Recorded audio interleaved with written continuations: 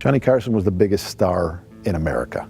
Movie stars, rock stars, I don't think anybody was bigger than Johnny because he was on night after night after night. He was the undisputed king of late night, loved by millions for his charm, wit, and effortless cool.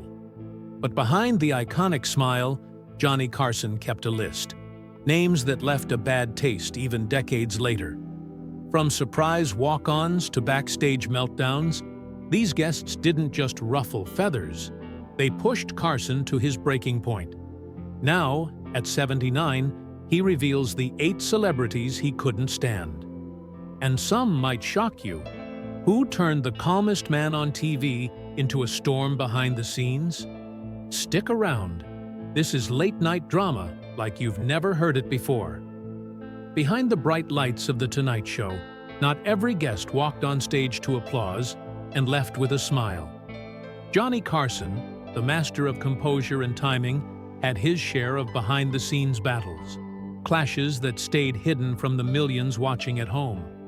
Some guests didn't just disrupt the flow, they threw off the entire rhythm. And few did it quite like Frank Sinatra.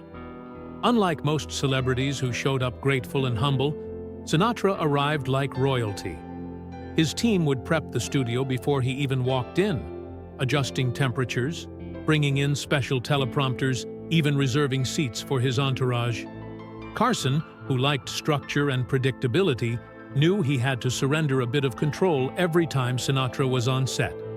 And while he smiled for the cameras, backstage he poured himself an extra drink and muttered sarcastic jabs like, "Chairman of the board, but I still sign the checks." One unforgettable moment came in 1976, when Carson was delivering his opening monologue. Out of nowhere, Sinatra strolled onto stage, threw his arm around Johnny, and soaked in 40 seconds of roaring applause. Carson, unfazed on the surface, said with a smirk, "Do you need the whole show, Frank?" Sinatra coolly replied, "Only till the band packs up." To the audience, it was magic. To Carson, it was a silent power play. Then came Chevy Chase. With his sharp sarcasm and smug demeanor, he clashed with Carson almost immediately. His jokes felt less like fun and more like challenges. Unlike Sinatra's commanding presence, Chase projected an arrogance that Carson saw not only as irritating, but as a threat to his throne. From sharp sarcasm to pure stillness, enter Fred Rogers, the most unexpected disruptor of all. Unlike Chase, Rogers wasn't full of ego. He brought sincerity so raw, it disarmed Carson entirely. When Rogers walked onto The Tonight Show, he didn't ride applause or toss jokes. He calmly said, "Thank you very much, friends. I'm very glad to be here." The timing, the energy, the tempo, everything stopped. Carson tried to engage with playful banter, even showing off sneakers in Rogers' honor. But Mr. Rogers responded not with humor, but with genuine warmth. Sneakers can help us feel ready to play. No punchline, no laughter, just pure kindness. Behind the scenes, writers panicked, directors widened camera shots, and Carson sweated under his collar. It was awkward. But then, something strange happened. The next day, hundreds of letters poured into the show's mailroom, thank yous from parents and fans touched by Rogers' gentle presence. It wasn't a laugh-filled segment, but it was a memorable one. If Fred Rogers disrupted Johnny Carson with sincerity, Bob Hope tested his patience with scripted control. Hope never came to chat. He arrived with cue cards, punchlines, and a branded agenda. Carson, a master of spontaneity, found himself reduced to feeding lines to a guest who stared past him, waiting for the next setup.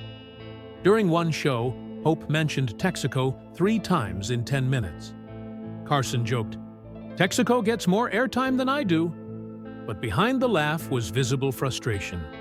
NBC adored Hope for his ratings and legacy, but Carson was tired. He craved real moments and new energy. Eventually, he demanded Hope's appearances be buffered with music or lively guests, anything to bring the spark back after the scripted routine. And then there was Charlton Heston, who didn't speak. he delivered. Carson would ask a simple question like, "Did you ever get hurt filming those chariot scenes?" And Heston would begin a 5-minute journey through childhood, Shakespeare, and the nobility of danger. The payoff came late, if at all. Even off-camera, Heston lectured, quoted historical texts, and turned casual conversation into philosophical debates. Carson tried to steer things lightly, but Heston brought the weight of history with him. Political beliefs, especially his outspoken support of the NRA, added a silent tension. Carson didn't want to engage in ideological debates. He wanted entertainment. Producers trimmed Heston's time, cut long-winded stories, and quietly managed him like a diplomatic mission. But some guests didn't come to talk. They came to confront. Enter Wayne Newton, Las Vegas royalty, with millions tied to his public image. When Carson started cracking jokes about Newton's appearance and flamboyant style, Newton didn't laugh it off. He fumed. Then, in 1980, he stormed into NBC studios unannounced, walked into Carson's office and said, "You ever call me a joke again? I'll show you the punchline." Then he turned and walked out. Carson sat stunned. That night, Newton's name vanished from the monologue. The fearless host who took jabs at anyone chose silence. It wasn't fear, it was understanding. Newton wasn't a guest looking for airtime. He was a man with power, and Carson knew when to back down. No feud cut deeper, though, than with Joan Rivers. She wasn't just a guest. She was Carson's chosen successor, his friend, his trusted fill-in host.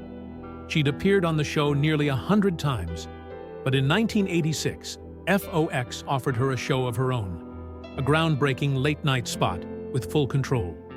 Rivers accepted, but she didn't tell Carson. He found out through the news. When she called, Carson refused to answer. He hung up. Her name was erased from booking lists. She was blacklisted. Carson felt betrayed, not by her ambition, but by her silence. They never spoke again.